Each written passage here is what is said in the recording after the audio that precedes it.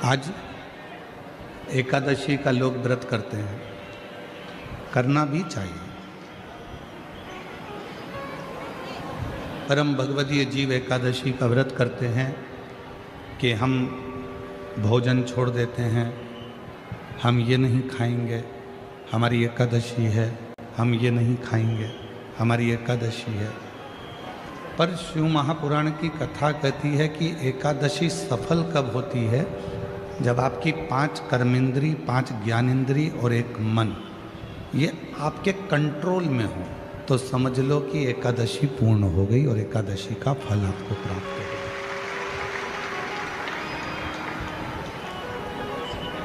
अब हमारी इंद्रियां हमारे कंट्रोल में नहीं है। नेत्र गलत देख रहे हैं, जिह्वा गलत बोल रही है, कान गलत सुन रहे हैं, श्रवण शक्ति गलत जगह जा रही है, नेत्र गलत जगह जा रही है, जिह्वा गलत बोल रही है। जब ये हमारी इंद्रियां हमारे कंट्रोल में नहीं होंगी, जब ये हमारी इंद्रियां हमारे संयम में नहीं होंगी, तो हम कितना भी व्रत कर लें, हम कितना भी उपवास कर लें, हम चाहे कितने भी भूखे रह लें, तो भी उस व्रत का फल नहीं मिलेगा।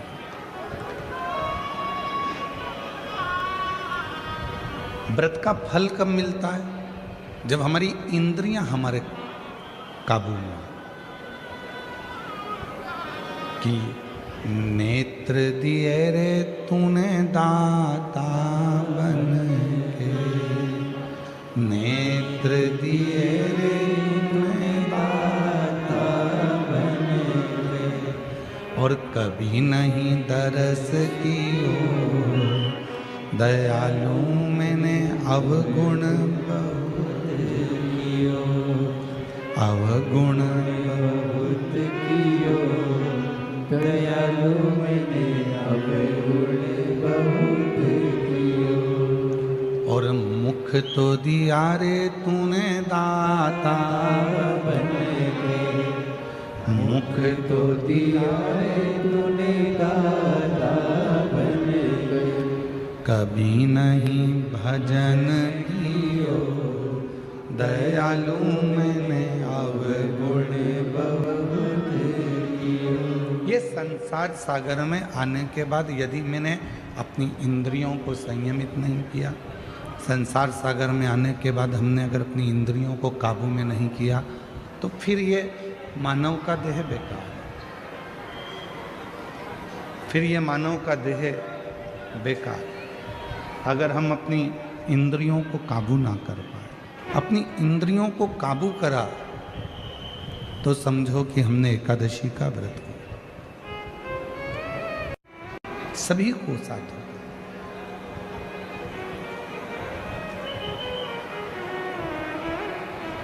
भक्ति, विश्वास, ये 2 चीजें हैं।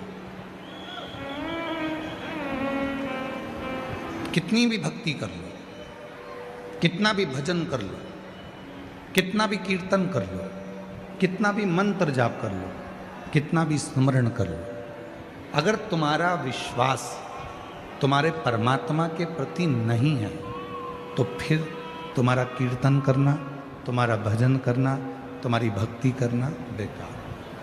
पर यदि तुमने विश्वास पूर्ण कर लिया,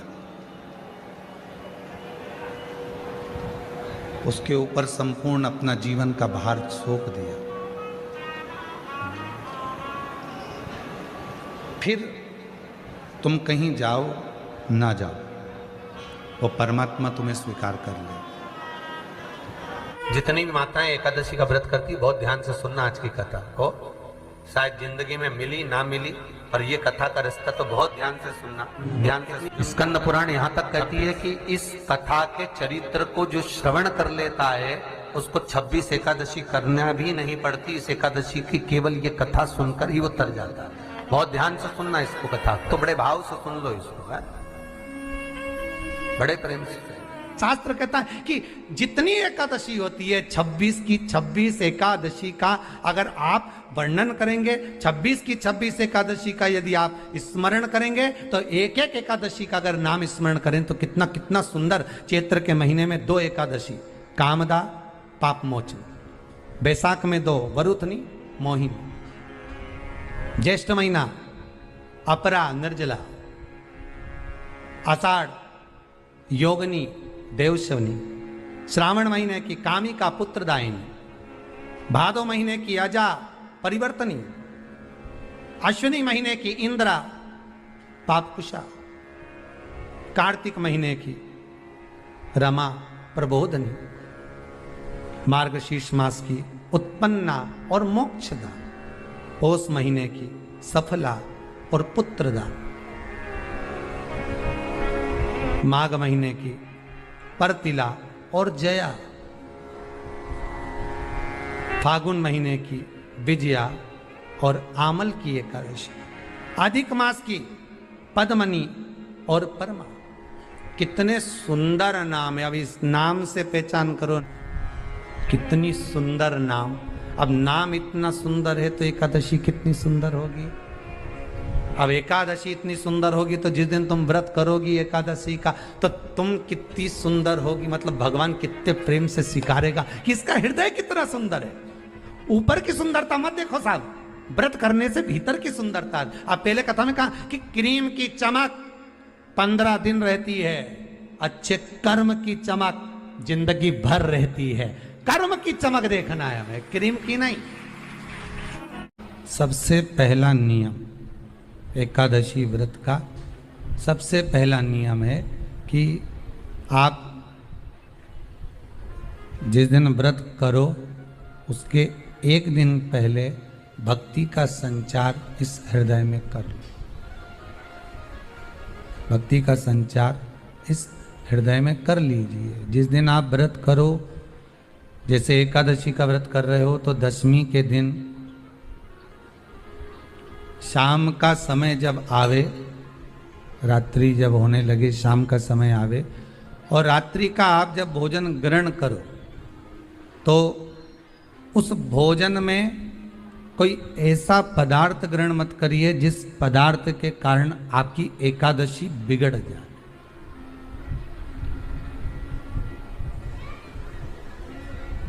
कोई बेकार भोजन में ग्रहण नहीं करना, श्रेष्ठ भोजन ग्रहण करिए दशमी के।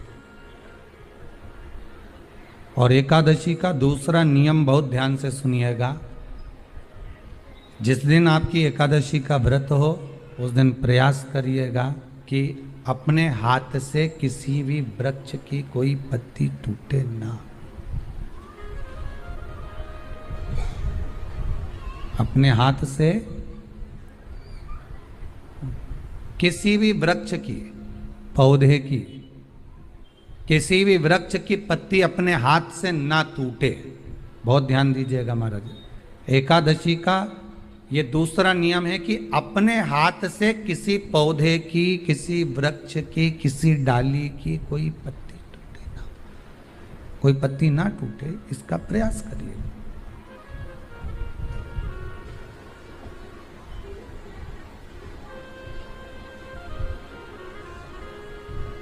कितना सुंदर व्याख्यान कहा है, कितना सुंदर वर्णन है महाराज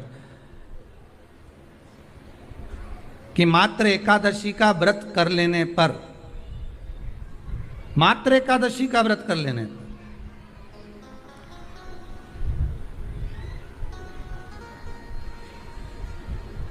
जो पूर्व में किया गया हमारा पाप कर्म है, हमने किसी जीव की हत्या करी है, हमने किसी को कष्ट प्रदान करा है, हमने किसी को अपशब्द कहा है, हमने किसी को ताने दिए, हमने किसी को आड़ा टेढ़ा कहा है, हमने किसी को गालियां दे दी है, मात्र एकादशी का व्रत ही कर लेने पर ये सारे जो दोष हैं वो समाप्त हो जाते हैं।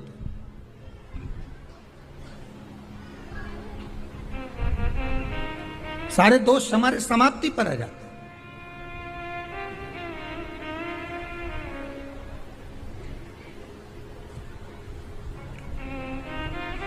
अब एक विचार करिएगा थोड़ा सा अपने मन में, अपने चित्त में, अपनी वृत्ति में एक बात उतारिएगा, एक अपने मन में एक बात को उतार कर रखिएगा कि आप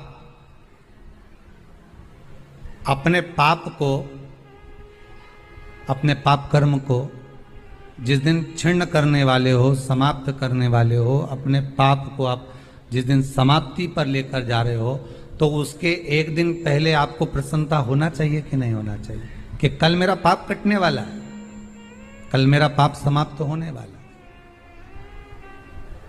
जो मैंने पाप कर्म करा है वो समाप्त होगा, जो मैंने पाप कर्म करा है वो कल समाप्त हो जाएगा। तो एक दिन पहले आपके चेहरे पर प्रसन्नता हो कि ना हो?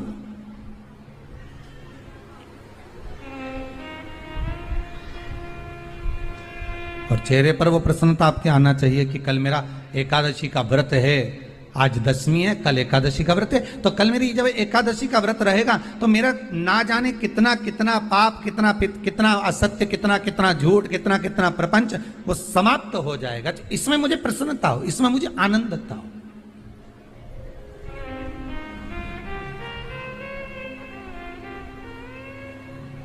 तो क्या कहा गया कि प्रयास करिएगा कि एकादशी के दिन कोई वृक्ष की, कोई डाली की, कोई कोपल की कोई पत्ती ना तोड़ी जाए।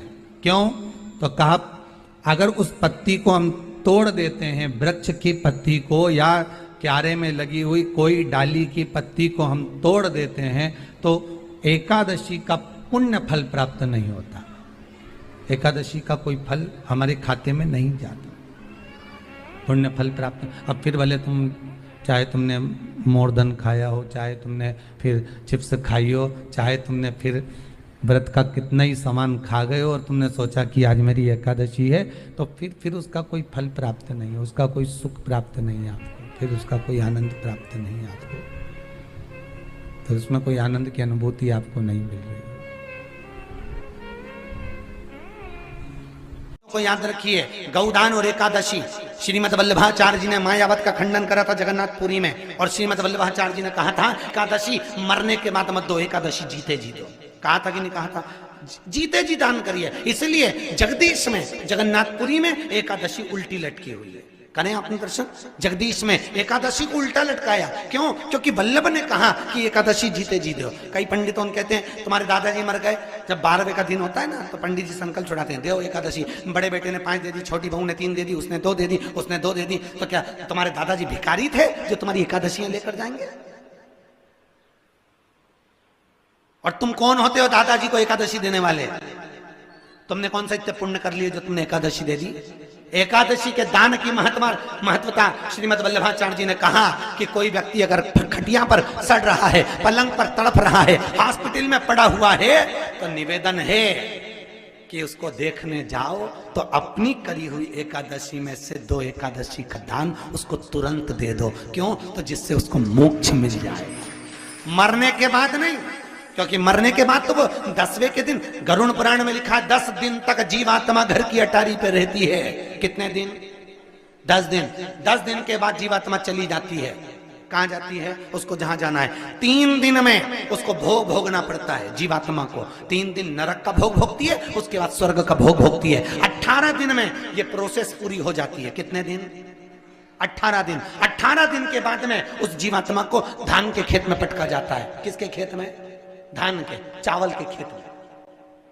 इसलिए कहते हैं एकादशी के दिन चावल मत खाओ। कहते कि नहीं कहते? और क्या कहते हैं? द्वादशी के दिन चावल खाना जरूरी है। एकादशी का पालना करना है तो द्वादशी को चावल का 1 ग्रास खाओ, तब द्वादशी को चावल खाओगे तो एकादशी लगेगी।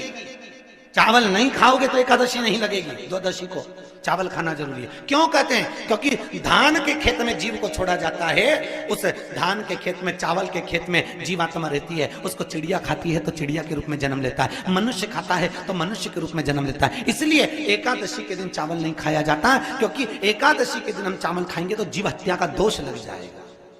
फिर कब खाना है? द्वादशी के दिन। द्वादशी के दिन क्यों खाया जाता है?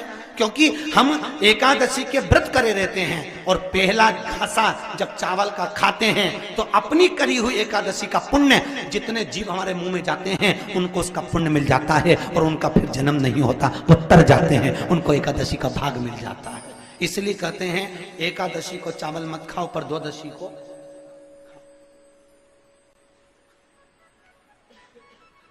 खाइए। 10 दिन तक जीवात्मा है और आपने एकादशी कब दान दी? बोलो जम के। 12वें के दिन, 13वें के दिन आपने एकादशी का दान दिया, वो मिली उनको? अरे बोलो अच्छे से। कई तो अभी तक कर रही होगी, हमारे दादाजी के निमित्त की कर रहा है, कर ले। फिर वही वाली बात आ गई, गुलाब के फूल में पानी जारी है। एकादशी के दिन शंकर भगवान को चावल का दाना चढ़ाना चाहिए कि नहीं चाहिए?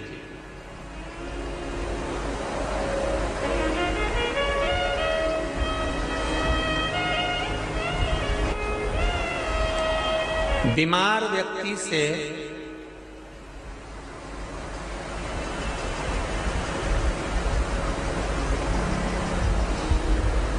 कोई बीमार व्यक्ति है, बहुत रोगीला, उसको बहुत रोग है, शुगर है, बीपी है, थायराइड है, सब कुछ है उसको,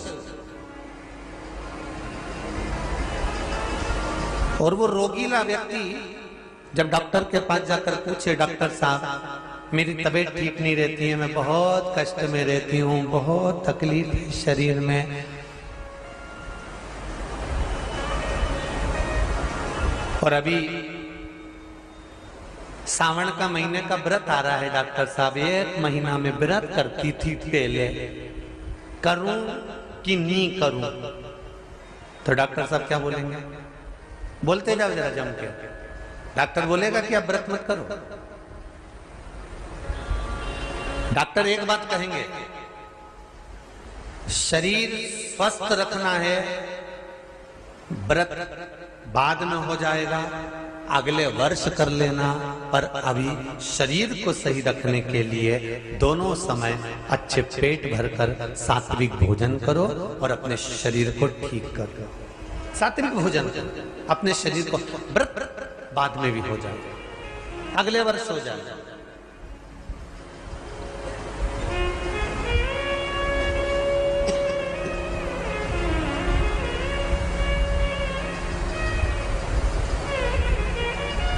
अभी तुम थोड़ा सवेरे 2 बिस्कुट ले लिया करो, सुबह नाश्ता ले लिया करो, भोजन ले लिया करो, फिर दोपहर में कुछ हल्का फुल्का लेकर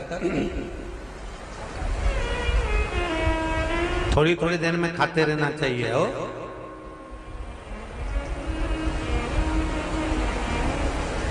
थोड़ा थोड़ा खाओ, थोड़ी थोड़ी देर में खाओ, एक साथ सुरसा जैसे मत निपटा जाए, थोड़ा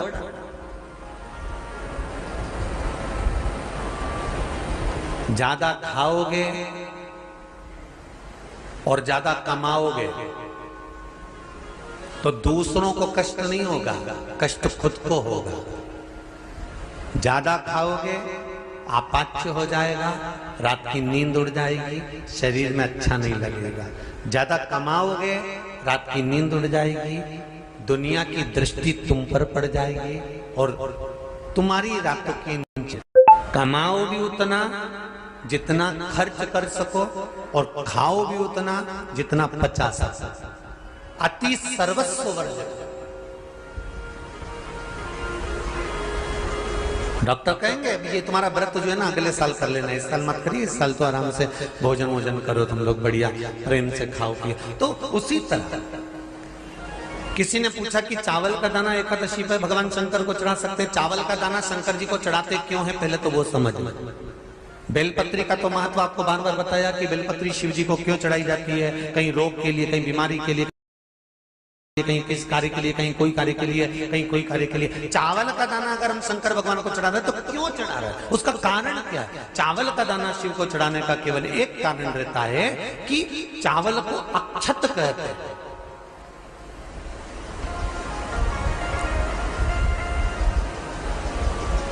अक्षत का मतलब होता है अक्षय।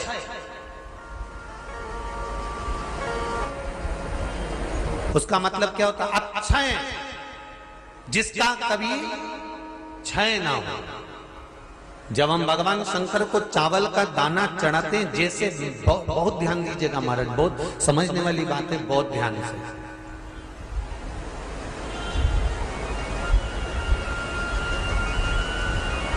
चावल का दाना हमारे मस्तक पर तिलक करने के बाद पंडित जी क्यों लगाते हैं कि भगवान जैसा समय आज चल रहा है, आप पूजन कर रहे हो, पाठ कर रहे हो, दान कर रहे हो, पुण्य कर रहे हो, सत्कर्म कर रहे हो, भजन कर रहे हो, मेरा देव अधिदेव महादेव, मेरा नारायण, मेरा सत्यनारायण भगवान, मेरा राम जी, मेरा विष्णु जी, मेरा भागवत मैया, मेरी रामायण मैया, ब्राह्मण मस्तक पर तिलक लगाने के बाद चावल इसलिए लगाता है कि जैसा समय आज चल रहा है, भगवान तुमको ऐसा ही समय बनाकर रखे और तुम ऐसे ही चार चांद लगाते रहो, दान पुण्य संकीर्तन करते रहो, इसलिए मस्तक पर चावल का दाना लगाया जाए।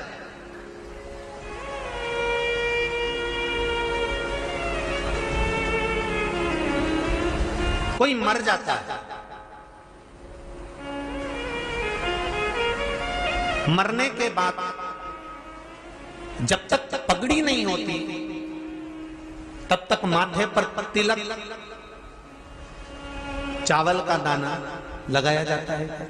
जम के बोलो जरा, नहीं लगाते। किसी पंडित जी से पूछो, ब्राह्मण देवता से पूछो, ब्राह्मण देवता ये कोई मर गया और हमारा तो नियम है कि हम सिर पे तिलक लगाते हैं, चावल लगाते हैं, या पंडित जी से हम तिलक लगवाते हैं, मंदिर जाते हैं तो मंदिर में जाके तिलक लगवा के हम चावल का दाना लगवाते हैं, क्यों नहीं लगाते? उसका कारण क्या है? जब किसी के मरने के बाद 10 दिन तक 12 दिन तक मस्तक पर तिलक क्यों नहीं लगाया जाता? 10-12 दिन तक माथे पर तिलक या चावल क्यों नहीं लगाया जाता? उसका कारण है कि ये जो समय आया है, तुम्हारे यहाँ जो कमी हुई है, तुम्हारे यहाँ कोई मर गया है, तुम्हारे यहाँ किसी के प्राण छूट गए हैं, तो ब्राह्मण इसलिए तिलक नहीं लगाता आपको, इसलिए चावल का दाना नहीं लगाता कि ऐसा दिन भगवान अब ना लाए, इसको अमर ना करे, इसको अक्षय ना करे, इसको प्रबल ना करे।